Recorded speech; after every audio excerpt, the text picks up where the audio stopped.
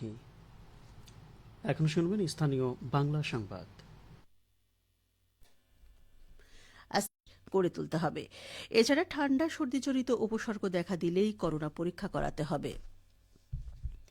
বিএনপির জাতীয় নির্বাহী কমিটির সহ ত্রাণ ও পুনর্বাসন বিষয়ক সম্পাদক শফিকুল হক মিলন বলেছেন, পতিত সরকারের প্রধান হাসিনা প্রাণভয়ে দেশ ছেড়ে পালিয়ে গেলেও তার দোসররা এখনও দেশে থেকে দেশকে অস্থিতিশীল করার অপচেষ্টা চালাচ্ছে। তিনি গতকাল পবা উপজেলার পারিলা ইউনিয়ন বিএনপি ও এর অঙ্গ সহযোগী সংগঠনের উদ্যোগে হাট রামচন্দ্রপুর কলেজ মাঠে আয়োজিত ঈদ পুনর্মিলনী অনুষ্ঠানে প্রধান অতিথির বক্তব্যে এই অভিযোগ করেন।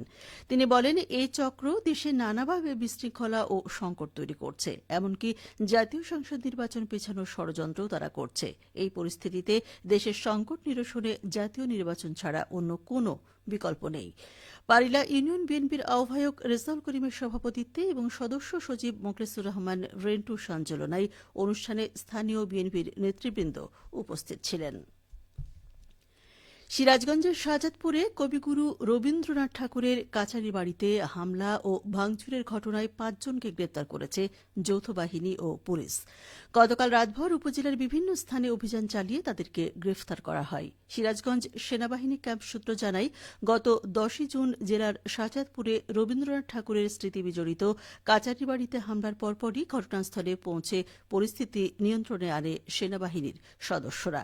সে ধারাবাহিকতায় মামলা দায়েরের পর গতকাল রাতভর উপজেলার বিভিন্ন স্থানে অভিযান চালিয়ে এই ৩ জনকে গ্রেফতার করে সেনাবাহিনী। একই দিন উপজেলার ব্রিজঘাট এলাকা থেকে আরও ২ জনকে গ্রেফতার করে পুলিশ। উল্লেখ্য, গত ৮ জুন পরিবারের সদস্যদের নিয়ে কাছারি বাড়ি ঘুরতে যাওয়া একজন দর্শনার্থীকে মারপিট করে কাছারি বাড়িতে কর্মরত প্রত্নতত্ত্ব অধিদপ্তরের কর্মীরা। এ ঘটনাকে কেন্দ্র করে কাছারি বাড়িতে হামলা চালিয়ে ভাঙচুর করে স্থানীয়রা। নাটোরে ১.৫ মাসব্যাপী চলমান শিল্প ও বাণিজ্য মেলার সমাপনী অনুষ্ঠান অনুষ্ঠিত হয়েছে। গতরাতে মেলা প্রাঙ্গণে অনুষ্ঠানে প্রধান অতিথি ছিলেন বাণিজ্য মন্ত্রণালয়ের উপসচিব Mohammad Motakabbir Ahmed. Natore chamber of commerce and ইন্ডাস্ট্রির সভাপতি মোহাম্মদ আব্দুল মান্নাফ সমাপনী অনুষ্ঠানে সভাপতিত্ব করেন। নাটোর সদর থানা সংলগ্ন মাঠে Natore chamber of commerce and industry এই মেলার আয়োজন করে। মেলায় দেশের ১৫টি জেলার ব্যবসায়ীবৃন্দ ৫০টি স্টল এবং ৩টি প্যাভিলিয়নে তাদের পণ্য প্রদর্শন করেন।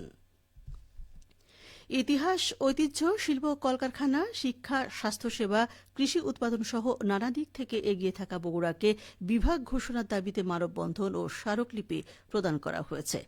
গতকাল শহরের সাতমাথায় মানববন্ধনে সচেতন নাগরিক সহ বিভিন্ন শ্রেণী পেশার মানুষ অংশগ্রহণ করেন।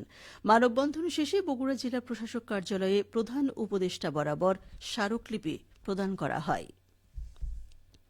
নাটোরে আবাদি জমি থেকে তিল সংগ্রহ কার্যক্রম শুরু হয়েছে। চলতি মৌসুমে জেলায় ৩,৬৯৩ হেক্টর জমিতে তিল আবাদ হয়েছে। বিঘা প্রতি গড় ফলন পাওয়া যাচ্ছে ৪.৫ মণ।